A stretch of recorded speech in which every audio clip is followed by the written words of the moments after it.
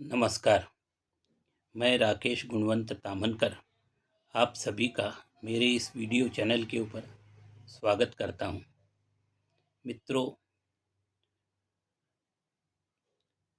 विगत दिनों से लगभग एक महीना होने को आ गया, ईरान, अमेरिका और इजराइल में युद्ध छिड़ा हुआ है। खाड़ी देशों में होने वाले इस युद्ध के कारण खाड़ी देशों से लगभग 90% petrol, diesel, cooking gas, PNG, LPG ये सब हमारे यहाँ आयात होता था। सभी देशों में एनर्जी के लिए इन्हीं खाड़ी देशों से ये सब सारा सामान जहाज़ों द्वारा जाता था, परंतु ईरान द्वारा वहाँ से जहाज़ों को निकलने के लिए प्रतिबंध लगाने के कारण संपूर्ण विश्व में एनर्जी क्राइसिस निर्माण हो गया है। अनेकों देशों ने अपने यहाँ एनर्जी इमरजेंसी लगा दी है,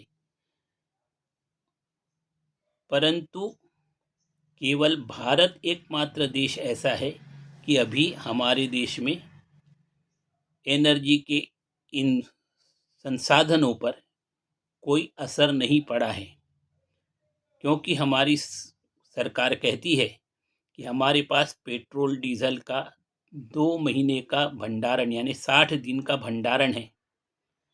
एलपीजी की भी पर्याप्त मात्रा 2 महीने की हमारे पास है। लोगों को पीएनजी यानी पाइपलाइन गैस से नेचुरल गैस पहुंचाने की भी कार्यवाही तेजी से आगे से बढ़ाई जा रही। जिनके घर के पास पीएनजी सेवा है, लोगों ने उसको अपने घर में लगा लेना चाहिए, जिससे उनको गैस के लिए लाइन में नहीं लगना पड़ेगा। और पीएनजी गैस लगभग 50% हमारे देश में ही उत्पादित होती है, इसलिए उसमें कोई संकट आने की संभावना नहीं है। उसके अलावा आप यदि हमारे अगल बगल के देशों में या विश्व में अन्य कहीं देखेंगे तो वहाँ बहुत किल्लत हो गई है। पेट्रोल डीजल मिलना बहुत मुश्किल हो गया है और इसी कारण शायद हमारे देश में भी अफवाहों का बाजार बहुत तेज़ी से फैलता है। सरकार कह रही है कि हमारे पास पर्याप्त भंडारण है, फिर भी उसके बाद लोग पेट्रोल पंप पे लाइन लगाए हुए हैं, गैस के लिए लाइन लगाए हुए हैं।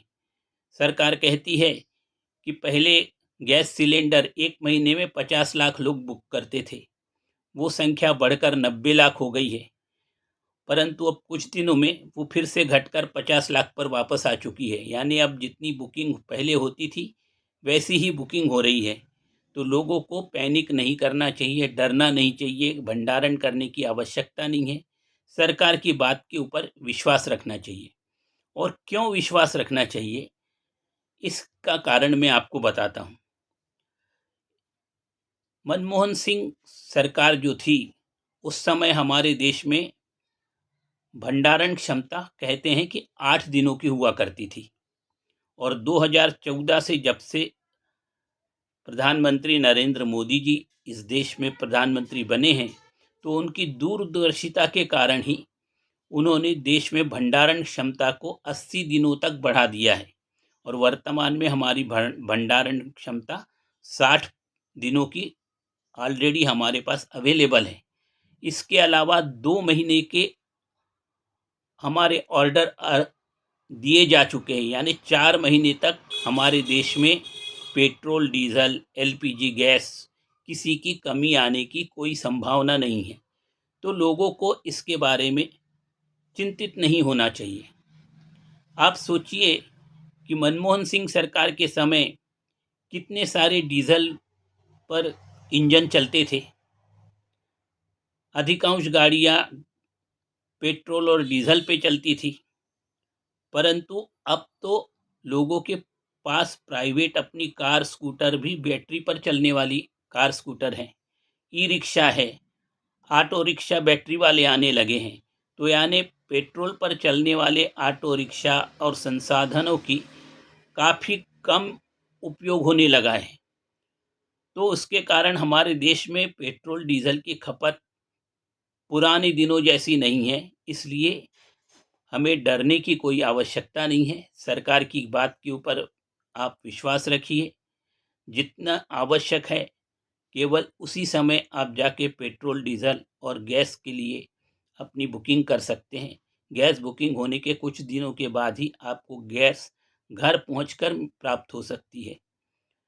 तो चलिए, ये तो एक आपसे अनुरोध था कि आप लोगों को, सभी को, हम सभी को सरकार का सहयोग करना चाहिए। और आज अब हम अपने मूल विषय की तरफ वापस आते हैं।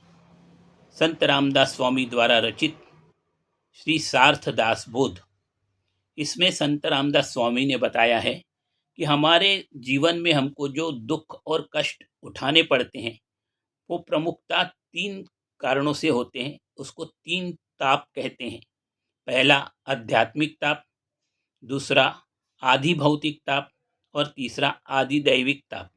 तो आध्यात्मिक ताप क्या होता है कि हमारे शरीर, हमारे इंद्रिय, हमारा प्राण यानी मन, इसके कारण जो हमको ताप या दुख झेलने पड़ते हैं उसको आध्यात्मिक ताप कहते हैं। आदि भौतिक ताप यानी दूसरे जीवंत प्राणियों से, जैसे सांप, बिच्छू, शेर, चीता, हिंसक पशु, इनसे जो हमको तकलीफ होती है और दुख होता है वो आदि भौतिक ताप में माना जाता है।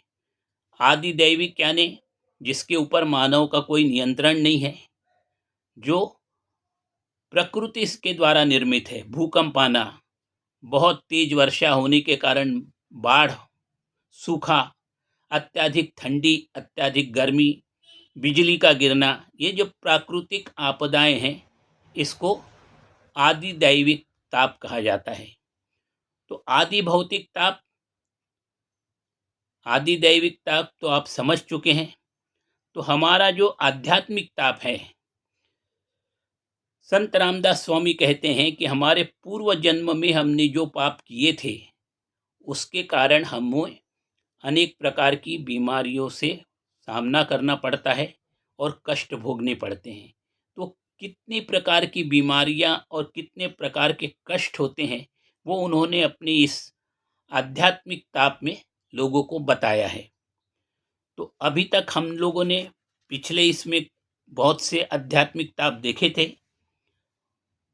अब हम आगे देखते हैं कि मनुष्य में आलसीपना, आलस्य, मूर्खता, डरपोक, भूलने की बीमारी, रात दिन हमेशा दुश्चिंतित रहना यानी बुरा ही सोचते रहना, ये जो हमारी आदतें होती हैं या ये जो हमारे लक्षण हैं, ये आध्यात्मिक ताप के लक्षण होते हैं। मूत्र बाधा, मिर्गी आना, सुजाक या मूत्र मार्ग का संक्रमण, रक्तपित्ती यानी शरीर के विभिन्न द्वारों से खून का निकलना, रक्तपरमा यानी रक्त प्रदेह, पेशाब के साथ रक्त का निकलना, पथरी, किडनी स्टोन, अश्मरी, कब्ज, मल का सख्त हो जाना, कॉन्स्टिट्यूशन जिसको हम कहते हैं, तीव्र वेदना होना जो शरीर के निचले भाग से यानी पैरों से चलकर सर की तरफ ऊपर ऊपर जाती है, ऐसी तीव्र ऊपर जाने वाली वेदनाओं को भी आध्यात्मिक ताप कहा जाता है।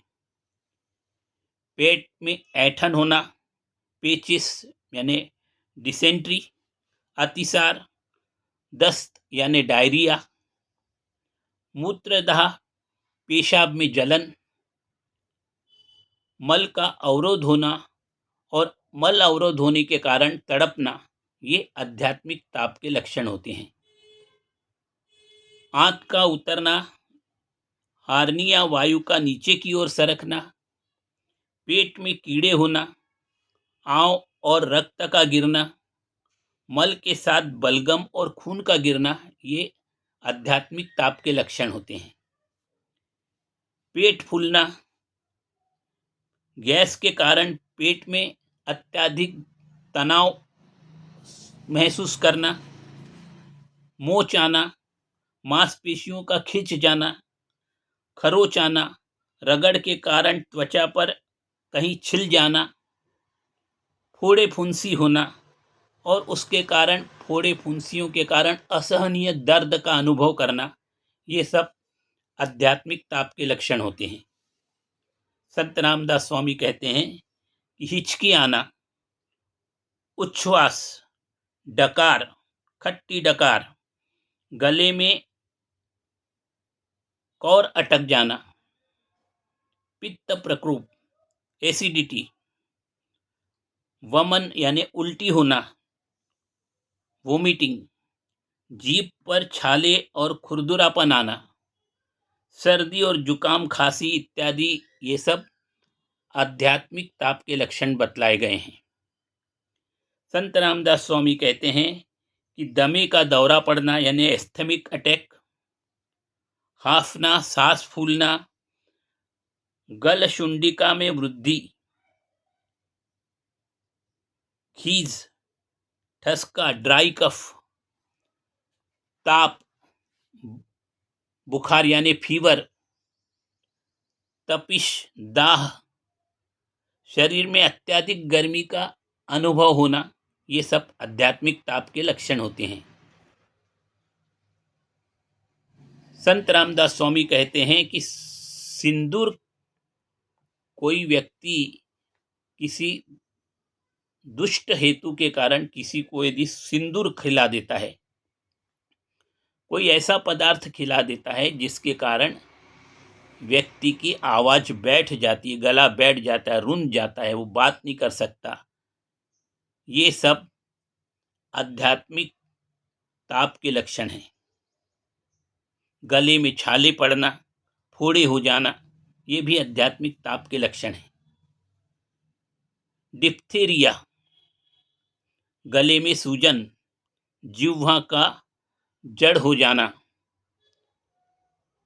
जिह्वा में स्वादहीनता, जीभ का सुन्न पड़ जाना, मुंह में दुर्गंध आना, दांतों में कीड़ा लगना और सड़न उत्पन्न होना, ये सब आध्यात्मिक ताप के लक्षण बतलाए गए हैं। मित्रों, तिल्ली बढ़ जाना, नक्सिर फूटना यानी नाक से खून बहने लगना, कंठमाला, गले में गांठें पड़ना, अकस्मात आंख फूट जाना, स्वयं की उंगलियां कट जाना, ये भी आध्यात्मिक ताप के लक्षण कहे जाते हैं। तीव्र टीस उठना, चुभन यानी शार्प शूटिंग पेन जिसको बोलते हैं,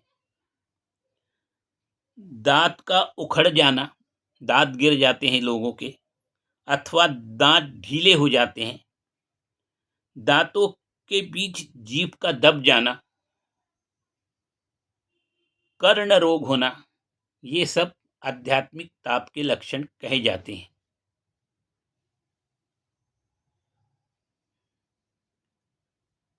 कर्ण रोग के कारण अनेकों प्रकार की तकलीफ कानों में होती है, कानों में मवाद हो जाता है, कानों में पानी जमा हो जाता है, कान के कारण पूरा सर दर्द करने लगता है। तो ये कर्ण रोग और आंखों की बीमारियां, कंजक्टिवाइटिस हो जाती है, आंखों में पानी आने लगता है, आंखों में धुंधलापन आ जाता है, आदि विविध प्रकार के जो दुखों के कारण हैं, ये सब आध्यात्मिक ताप के लक्षण हैं। कई लोग विलाप करते करते आंखों में इतना पानी आने लगता है कि उनको दिखने में तकलीफ होने लगती है। कुछ लोग जन्मांध होते हैं, जन्म से ही अंधे होते हैं, कुछ लोग नापुसक होते हैं, ये सारे आध्यात्मिक ताप के लक्षण हैं। आंखों का फूलना, कोरोनल एपिसिटी, सफेद दाग पड़ना, अंजनहारी यानी गुहेरी आंखों में होना, आंख में फुंसी हो जाना, मोतियाबिंद होना, ग्लूकोमा होना,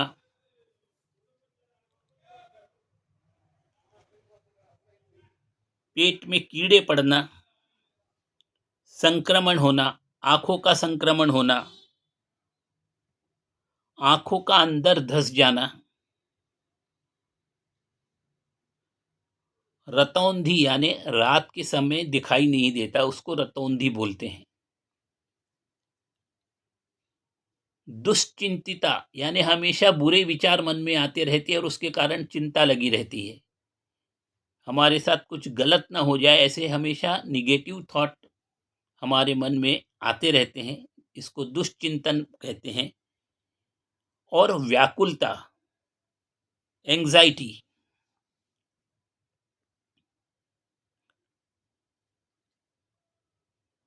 भ्रमित हो जाना, संशय, डिल्यूजन और पागलपन, ये सब भी हमारे आध्यात्मिक ताप के लक्षण पाए जाते हैं। संत रामदास स्वामी कहते हैं कि गूंगा बहरा होना, कटा हुआ होठ, लुंज पुंज शरीर, हाथ से अपंग, विक्षिप्त मानसिक संतुलन, लंगड़ा होना, कुष्ठ रोगी होना, केवल एक पैर होना, एक पैर कट जाना, ये सब आध्यात्मिक ताप के लक्षण होते हैं। और ये आध्यात्मिक ताप के लक्षण यानी हमारे पूर्व जन्म में किए गए पापों का फल होता है। तो पूर्व जन्म में जिस प्रकार का हमने पाप किया होगा, उसका फल के रूप में हमको ये सब आध्यात्मिक ताप भोगने पड़ते हैं। इससे किसी का बचाव नहीं है, हर एक को अपने पाप का जो भोग है वो भोगना ही पड़ता है। और यदि इससे बचने का एकमात्र उपाय संत रामदास स्वामी कहते हैं कि हमें ईश्वर पर आस्था होनी चाहिए और अत्यंत भक्तिभाव पूर्ण तरीके से ईश्वर का भजन, पूजन, नाम स्मरण इत्यादि सब करना चाहिए। ईश्वर भक्ति में सदैव लीन रहना चाहिए, तो हम इन पापों की तीव्रता को कम कर सकते हैं। केवल यही एकमात्र उपाय है कि व्यक्ति को ईश्वर भक्ति की तरफ बचपन से ही लग जाना चाहिए, तभी हम इन दुखों को अपने जीवन में कम तीव्रता के साथ भोग सकते हैं। तो आज का पॉडकास्ट यहीं तक। आपको मेरा ये पॉडकास्ट कैसे लगा, अवश्य कमेंट बॉक्स में जाके अपने कमेंट दीजिए। और हाँ, याद रखिए, मेरे इस चैनल को आप लाइक करें, सब्सक्राइब करें और शेयर करें अपने नज़दीकी संबंधी मित्रों के साथ। और सब्सक्राइब करने में कोई मूल्य नहीं चुकाना पड़ता, इसलिए निर्भीक होकर इस चैनल को आप सब्सक्राइब करें, ताकि इस चैनल को लोड करने के बाद इसकी सूचना आप तक शीघ्रता से पहुंच सके। धन्यवाद। जय श्री राम। जय जय रघुवीर समर्थ।